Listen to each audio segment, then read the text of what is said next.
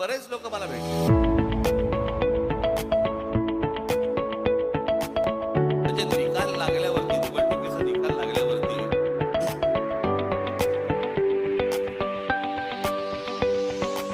ज्या दिवशी निकाल लागला, मी बोलतोय तुम्हाला समोरासमोर काय बोलतोय ते सगळ्यांना माहिती आहे.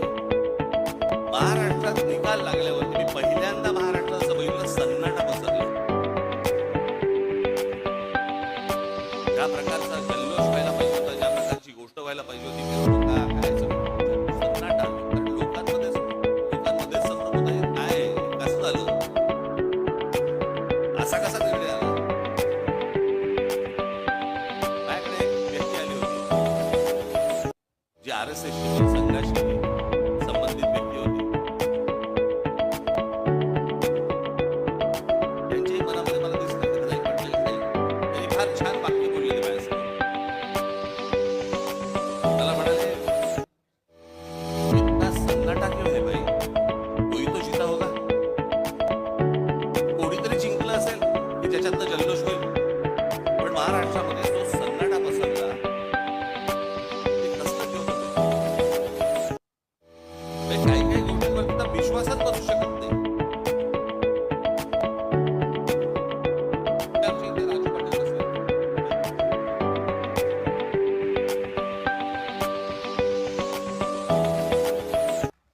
त्यांचं एक गाव आहे, गाव पाटलांचंच गाव. तिकडे त्यांना मतदान होतं. साधारणपणे किती 1200 लोकांचं गाव आहे. 1400 लोकांचं गाव आहे. या 1400 लोकांच्या गावामध्ये राजू पाटलांना किती मतं पडली असतील. अख्खं सगळं मतदान दरवेळेला त्यांना मतदान होतं. पहिल्यांदा त्यांचे भाऊ उभे होते त्याला त्यांना मतदान झालं, ते उभे होते त्याला मतदान झालं, ज्यावेळेला खासदारकीला होते त्यावेळेला मतदान झालं. सगळीकडं त्या गावात किती मतदान झालं असेल राजू पाटलांना, किती मतं पडली असतील, एक पण नाही.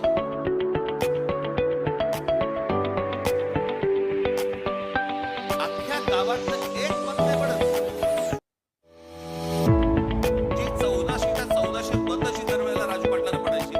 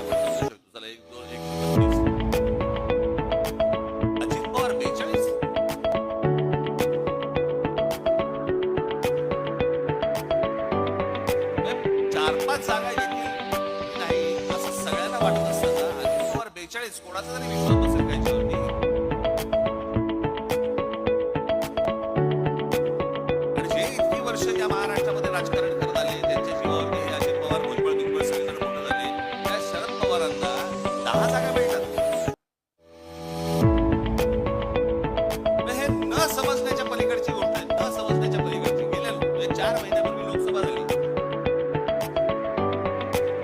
त्या लोकसभेला सर्वात जास्त ज्यांचे कोणाचे खासदार निवडून आले असतील ते काँग्रेसचे निवडून आले. त्याचे 13 खासदार निवडून आले काँग्रेसचे. बरोबर बोलतोय?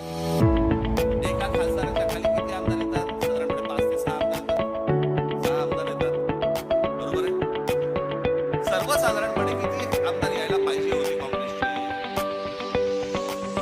सगळे 6च्या 6 नाही पकडलं, पण एका एखाद्या मतदारसंघामध्ये 6च्या ऐवजी समजा 4 आले, 3 आले, काय ते?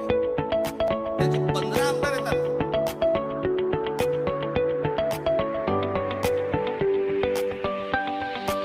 शरद पवार साहेबांचे 8 खासदार निवडून आले. 8 खासदार. त्याचे 10 आमदार येतात.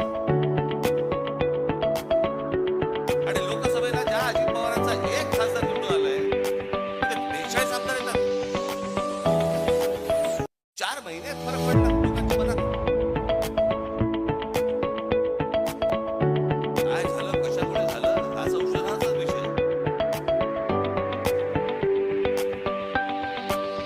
मी तुम्हाला आज काय सांगायला आलोय, या मतदानावरती जाऊ नका. लोकांनी आपल्याला मतदान केलेलं आहे, फक्त ते आपल्यापर्यंत आलेलं नाहीये.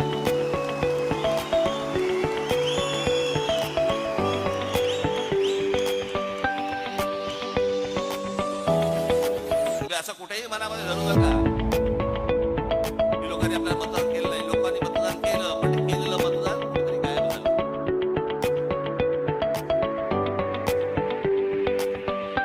आणि अशा प्रकारच्या ज्या निवडणुका लढवायच्या असतील, त्या निवडणुका न लढवल्याच बऱ्या.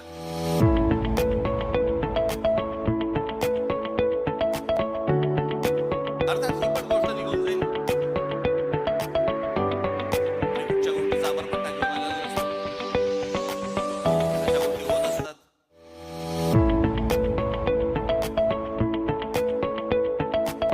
पण मला तुम्हाला फक्त एकच गोष्ट तुम्हाला आज महत्वाच्या गोष्टी काही सांगायच्या आहेत.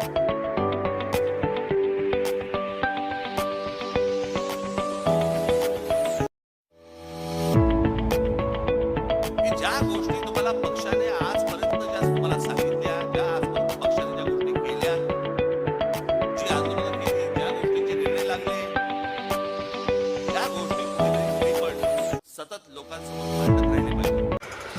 नवीन नवीन घडामोडी पाहण्यासाठी आजच आम्ही मुंबईकर 24 तासला लाईक करा, सबस्क्राईब करा आणि अपडेट रहा.